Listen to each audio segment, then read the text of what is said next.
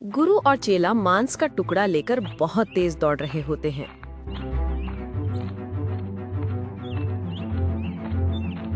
भाग लो आज, जितनी तेज तुमको भागना है। आज मैं तुमको नहीं छोड़ूंगा। अरे गुरुजी, और तेज दौड़ो, नहीं तो वो बल्लू हमको पकड़ लेगा। अगर उसने हमको पकड़ लिया तो हमारी बिरयानी बनाकर पूरे जंगल में बंटवा देगा।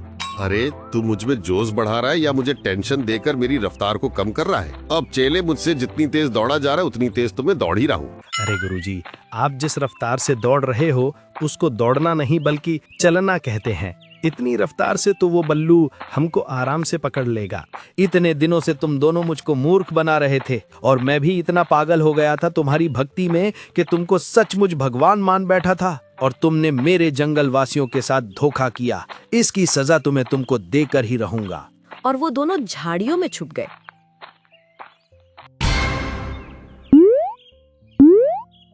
लेकिन बल्लू उनका पीछा करता रहा और तभी वो एकदम से रुका। अरे वो दोनों हरामखोर अभी तो मेरे आगे आगे भाग रहे थे, पता नहीं कहाँ लुप्त हो गए। कहीं ऐसा तो नहीं मुझे देखकर झाड़ियां में छुप गए हों। यहीं कहीं एक बार मैं कड़क आवाज में इनको चेतावनी दे देता हूँ। अगर यहाँ पर छिपे होंगे तो समझ जाएंगे। तुम दोनों जहां पर भी छुपे हो, मेरी एक बात को ध्यान रखना। अगर तुम मेरे जंगल में दोबारा से आए तो तुम्हारे लिए अच्छा नहीं होगा। इस बार तो मैं तुमको छोड़ रहा हूँ। और इतना बोलकर बल्लू वहां से चला गया।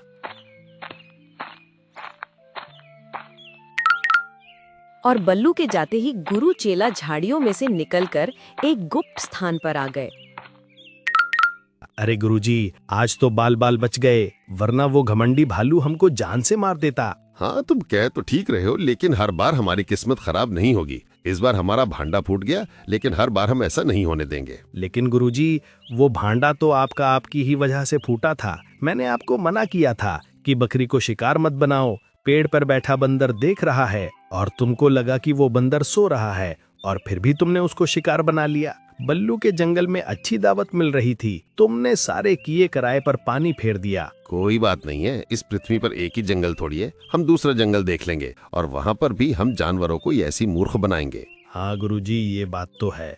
अब बताओ किस जंगल में चलना है? नहीं चेले, इस बार हम दोनों साथ नहीं जाएंगे। तुम अलग जंगल में जाना और मैं अलग जंगल में जाऊंगा। अगर हम दोनों साथ गए तो आपस में हमसे ही गलती हो जाती है और हमारा भांडा फूट जाता है। इसलिए हम अलग अलग रहेंगे और वैसे भी महीने 2 महीने में मिलते रहेंगे यहीं पर आके, समझे? ठीक है गुरुजी, जैसा आपको उचित लगे। अब मैं तो गुरुजी किसी नए जंगल में जा रहा हूँ। ये चेला किसी नए जंगल में जाए, मुझको इससे पहले जाना होगा। क्यों ना मैं शेर सिंह के जंगल में चला जाऊं, वो बहुत ज्यादा दयालु है, उसको मूर्ख बनाना भी आसान होगा। और इतना कहकर वो गुरु शेर सिंह के जंगल की ओर चल दिया।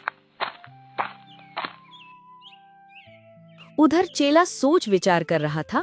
अरे यार, मुझको बहुत जल्दी कोई नया जंगल ढूंढ लेना चाहिए। ऐसा जंगल किसका मिलेगा यार? शेर खान का जंगल तो ठीक है, लेकिन शेर खान तो बहुत चालाक है।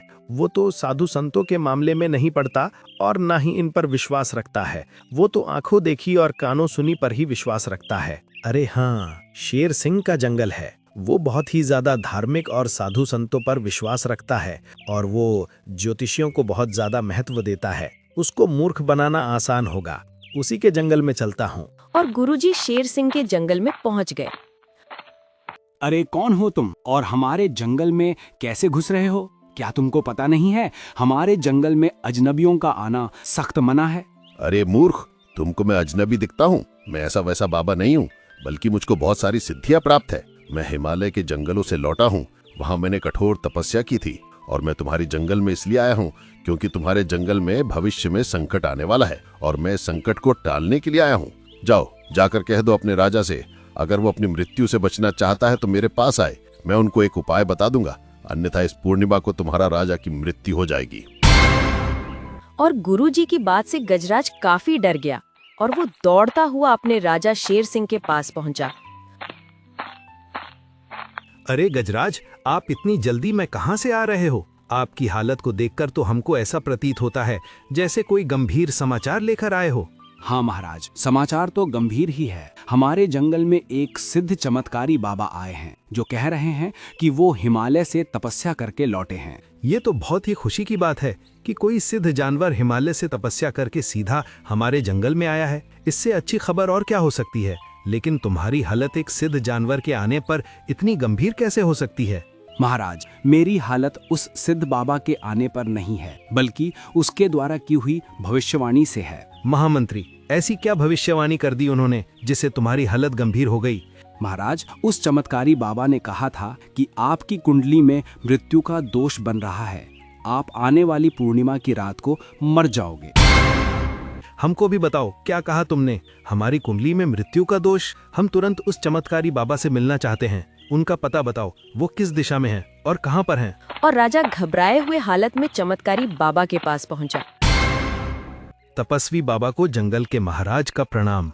आओ राजन, हम तुम्हारी ही प्रतीक्षा में बैठे हैं और इस जंगल में हम तुम्हारे ही संकट को टालने के लिए आए हैं। क्या बाबा ये सच है कि मेरी कुंडली में मृत्यु का दोष बन रहा है और मैं इस पूर्णिमा को मर जाऊंगा? हाँ राजन, तुम्हारी कुंडली में मृत्यु का दोष बन रहा है और यही कारण है कि हमारा तुम्हारे जंगल में आगमन हुआ है। तुम एक ईमानदार और निष्ठावान राजा हो, इसलिए हम तुम्हारे संकट को टालने के लिए आए हैं। हम जैसा कहते हैं तुम वैसा करते जाओ राजन। हाँ महाराज, मैं ऐसा ही करूंगा जैसा आप बताओगे। शीघ्र बताइए, मुझको क्या करना होगा? यहाँ से कुछ दूरी पर एक बल्लू नाम का राजा रहता है और उसके जंगल में काली पहाड़ी है। अगर तुम उस काली पहाड़ी पर पूर्णिमा की रात तक बैठकर ध्यान लगाओगे और मैं यहाँ पर रहकर यज्ञ हवन करूंगा और मेरे चमत्कारी मंत्रों से तुम्हारी मृत्यु का दोष टल जाएगा। शीघ्र जाओ राजन, क्योंकि पूर्णिमा को आने में सिर्फ 15 दिन बाकी है।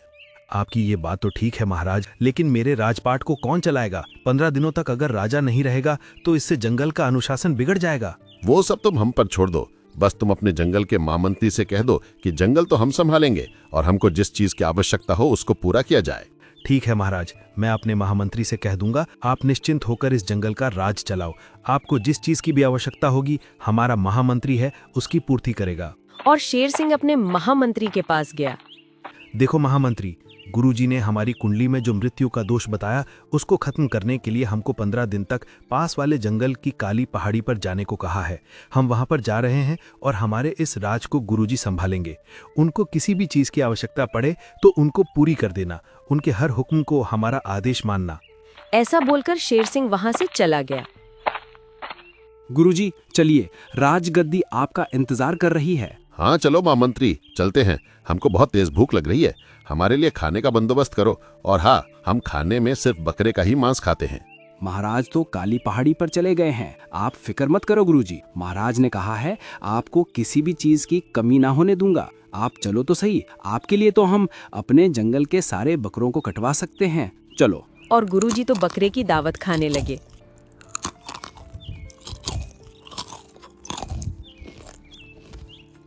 अरे वाह, क्या मस्त जुगाड़ लगाया है मैंने।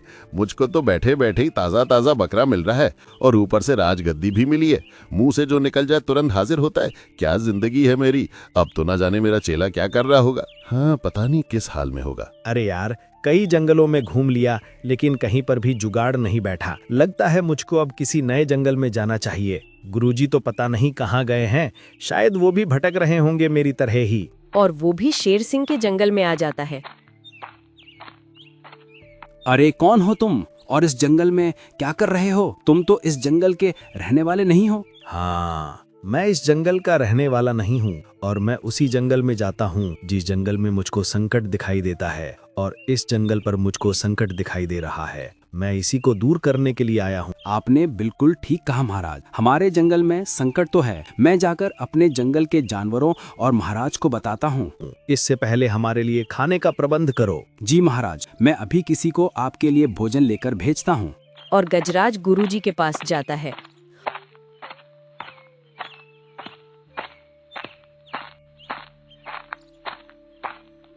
गुरुजी, हमारे जंगल पर एक संकट आ गया है। अभी अभी एक महात्मा आए हैं और उन्होंने कहा है कि आपके जंगल में घोर संकट आने वाला है। अरे मूर्ख, तुमको क्या लगता है हमारे होते हुए कोई संकट इस जंगल में आ सकता है क्या? कौन है वो ढोंगी जो इस जंगल में संकट बता रहा है? कहीं मेरा चेला तो इस जंगल में नहीं आ गया हो? ना हो वही है। एक काम करता हूँ, इस महामंत्री को यहीं पर छोड़ जाता हूँ और मैं अकेले जाता हूँ। महामंत्री, तुम यहीं पर रहो। उस महात्मा से हम मिलकर आएंगे। तब तक तुम हमारे लिए बकरे के मांस का प्रबंध करो। और इतना बोलकर गुरुजी उस महात्मा से मिलने चले गए। अरे, ये तो गुरुजी आ रहे हैं। लगता है गुरुजी भी इसी जंगल में आए हैं। अरे गुरुजी, आप इस जंगल में क्या कर रहे हो? यही बात तो मैं तुमसे पूछना चाहता हूँ, तुम इस जंगल में क्या कर रहे हो? मैं तो इस जंगल का महाराज हूँ। महाराज? और तुम? गुरुजी, क्यों मजाक करते हो? कभी कभी तो आपके खाने के भी लाले पड़ जाते हैं और आप अपने आप को महाराज कहते हो। हा हा हा। हाँ, वो जो भी हो, लेकिन इस वक्त मैं इस जंगल का राजा हूँ और यहाँ के राजा को मैंने मूर्ख बनाकर काली पहाड़ी पे 15 दिनों के लिए भेज दिया है और तब से इस जंगल में मैं राजशाही भोजन खा रहा हूँ। गुरुजी, राजशाही भोजन खाने का तो हमारा भी मन कर रहा है। लगाओ कोई युक्ति और हमको भी अपने साथ ले चलो। हाँ, क्यों नहीं, चलो मेरे साथ। तुमको आज मैं बकरे की दावत खिलाता हूँ और तुम देखना महामंत्री मेरे एक कहने पर कैसे काम करता है। आखिर मैं राजा हूँ इस जंगल का। हा हा हा हा हा हा।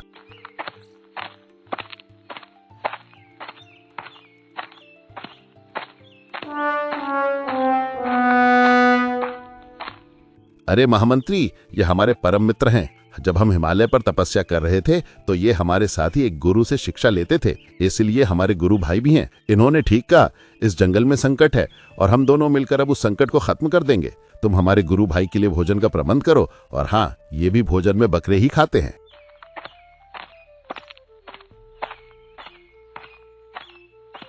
अरे यार, पहले तो एक था, वो जब से आया है तब से बकरे ही खा रहा है और दूसरा भी आ गया और ये भी बकरा खाता है। अगर ये इसी तरह से बकरा खाते रहे तो सारे जंगल के बकरे खत्म हो जाएंगे। पता नहीं महाराज कब तक लौटेंगे और इन दोनों को कब तक मुझे ही झेलना पड़ेगा। जंगल की व्यवस्था भी भंग सी लग रही है। ये तो कोई काम ही नहीं करते, बस बकरा खाकर पड़े रहते हैं। और दोनों गुरु चेले आराम से बैठकर बकरे की दावत खाते हैं।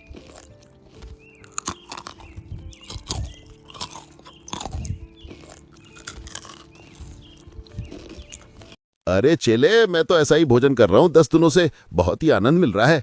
कुछ भी कहो गुरुजी, बकरे की बहुत ही शानदार दावत है। अगर ऐसे ही बकरा हमको जीवन भर मिलते रहें तो आराम से जीवन कटे। वैसे गुरुजी, आप इस जंगल में किस तरीके से अपनी जड़ जमाई, कुछ बताओगे नहीं हमको?